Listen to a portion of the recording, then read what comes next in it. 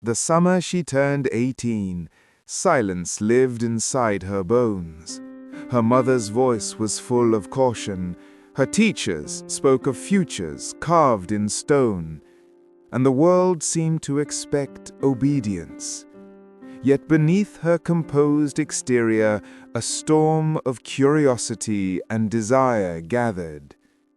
Desire began as a flicker, the brush of a stranger's hand in passing, the scent of someone's perfume close by, the curve of lips glimpsed in a mirror. Each detail struck her like lightning, leaving her trembling with curiosity, longing, and a strange, intoxicating thrill.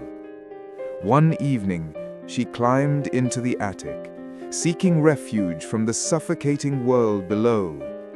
Dust swirled in the sunlight, slanting through a narrow window. The room smelled of old wood and forgotten trunks, tinged with the sweetness of something long lost. And there, in the corner, the mirror, tall, cracked, its frame carved in curling vines and blossoms. She stood before it, expecting her reflection. Instead, the glass rippled like water, and a bolder, stranger version of herself gazed back.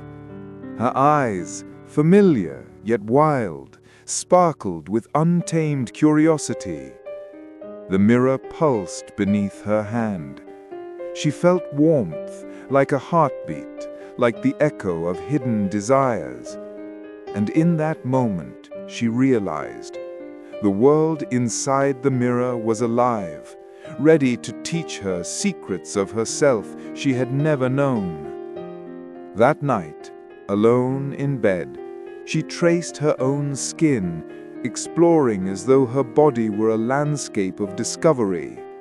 Heat spread through her, a delicate, intoxicating fire, as curiosity and pleasure intertwined.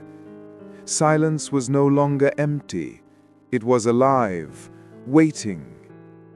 Days blurred into longing. She noticed the tilt of someone's neck, the arch of a smile, the warmth of a touch brushing past. At night, she dreamed of a river flowing through darkness, carrying fragments of her life, laughter, scents, and whispers of desire. Across the river stretched a surreal garden of mirrors, each reflecting versions of herself she had yet to meet. Some were shy and contained, others bold, luminous, alive with freedom. Every night she yearned to cross. Her hands began to explore her body with growing confidence, first gently, then bolder, learning the language of sensation. Each touch was a discovery, each shiver a note in a song only she could hear. The river of memory and longing coursed through her, teaching her the poetry of her own body. The nights carried her deeper, and every pulse of desire became a quiet symphony she alone could hear. She surrendered to the rhythm of her own discovery, aware of each heartbeat, each sigh, each delicate tremor. The nights carried her deeper still, and every pulse of desire became a quiet symphony she alone could hear. She surrendered to the rhythm of her own discovery, aware of each heartbeat, each sigh, each delicate tremor. Autumn arrived. The attic waited, bathed in moonlight. The mirror pulsed with anticipation. Her reflection stepped forward, no longer just an image, but a radiant echo of herself, carrying an instrument strung with threads of glowing light. "Play," it whispered. Fingers on the strings, she felt each note stir her very being. The attic dissolved into a surreal dreamscape. Rivers, gardens, floating mirrors, illuminated by moonlight and soft fire. She surrendered to the song, letting her body respond to the music, to the warmth, to the joy of discovery. Each chord echoed through her chest, each vibration a pulse of liberation.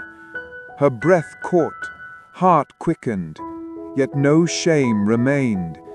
The music, the reflection, the dreamscape, they were all parts of herself she had finally embraced. The final chord rang out, a wave of release and liberation. The reflection smiled, fading into light, leaving her breathless and transformed. Silence enveloped her, but it was no longer empty. It was alive. A new song pulsed within her, fragile, haunting, entirely her own.